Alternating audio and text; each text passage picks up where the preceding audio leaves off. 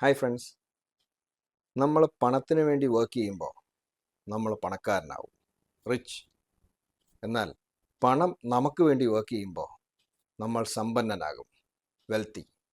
Investing ചെയ്യുമ്പോഴാണ് പണം നമുക്ക് വേണ്ടി വർക്ക് ചെയ്യുന്നത്.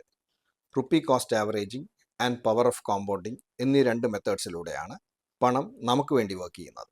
ഇതിൻ്റെ ഡെഫിനിഷൻസ് ഒന്നും എനിക്കറിയില്ല, പക്ഷേ ഇതെങ്ങനെയാണ് വർക്ക് ചെയ്യുന്നതെന്നുള്ളത് രണ്ട് ഉദാഹരണങ്ങളിലൂടെ ഞാൻ മനസ്സിലാക്കി തരാം. ആദ്യം റുപ്പി കോസ്റ്റ് ആവറേജിങ് നോക്കാം. വേൾഡ്സ് ടാളസ്റ്റ് ഗ്രാസ് ആണ് ബാംബു. അതായത് ലോകത്തെ ഏറ്റവും പൊക്കം കൂടിയ പുൽവർഗത്തിൽപ്പെട്ട ചെടിയാണ് ബാംബു അഥവാ മുള. 7 വർഷം കൊണ്ട് 90 അടി പൊക്കം വരെ ബാംബു എത്തും.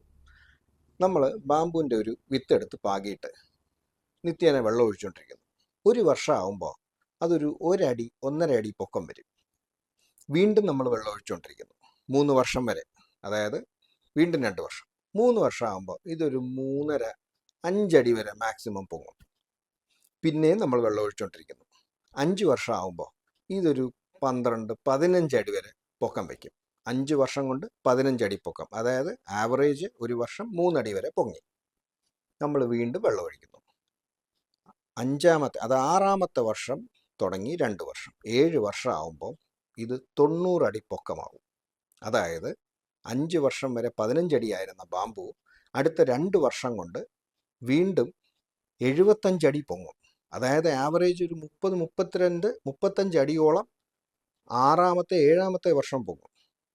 അപ്പം നമ്മൾ ആദ്യം 5 വർഷം ഒഴിച്ച വെള്ളം എവിടെ പോയി? ആ വെള്ളം ബാംബു ആ 5 വർഷവും അതിൻ്റെ വേരുകൾ പടർത്തുകയായിരുന്നു. ആ റൂട്ട്സ് സ്പ്രെഡ് ചെയ്തുകൊണ്ടിരിക്കുകയായിരുന്നു അടിയിൽ. അത് നമ്മൾ അറിയുന്നില്ല, കാണുന്നില്ല. ഇതേപോലെയാണ് ഇൻവെസ്റ്റ് ചെയ്യുമ്പോൾ നമ്മുടെ സമ്പത്തും വളരുന്നത്. നമ്മൾ ആദ്യമൊക്കെ ഇൻവെസ്റ്റ് ചെയ്യുമ്പോൾ നമ്മളൊന്നും വളർച്ച കാണത്തില്ല. ഒരു 5 വർഷം കഴിഞ്ഞാണ് ഇതൊന്ന് ജസ്റ്റ് ഇതിന് വളർച്ച തുടങ്ങി എന്ന് നമുക്ക് മനസ്സിലാവും.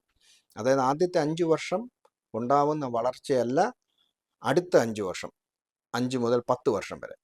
അടുത്ത 5 മുതൽ 10 വർഷം വരെയുള്ള വളർച്ചയല്ല 10 മുതൽ 15 വർഷം.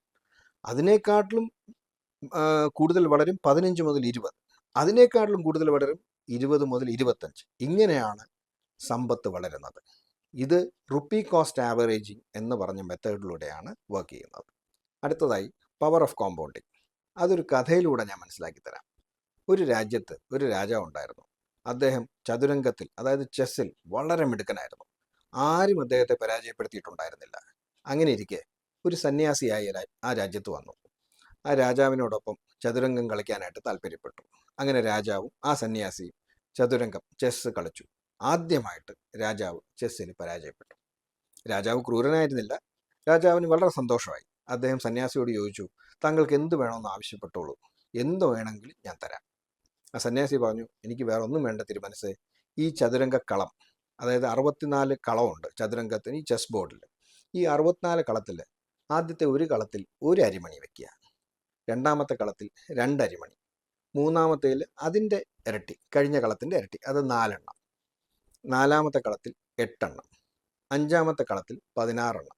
അങ്ങനെ 64 കളത്തിൽ അരിമണി വെച്ചിട്ട് ആ കണക്കിലുള്ള അരിമണി എനിക്ക് തന്നാൽ മതി. രാജാവ് ഭൃത്യന്മാരോട് വരാൻ പറഞ്ഞു.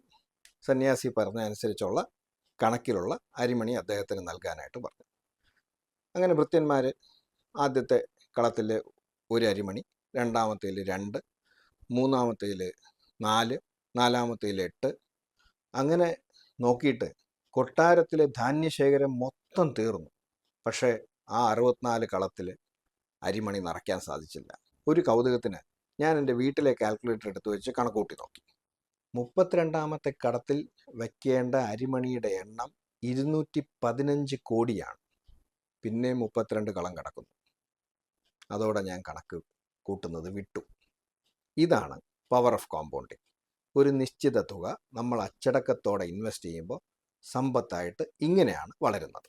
ഈ പറഞ്ഞ 2 കാര്യങ്ങളും നമ്മൾ ചെയ്യേണ്ട. പണം നമുക്ക് വേണ്ടി ചെയ്തോളും, പക്ഷേ നമ്മൾ പണത്തിന് സമയവും സാവകാശവും നൽകണം, ക്ഷമയുടെ രൂപത്തിൽ. So start investing, keep investing and stay invested.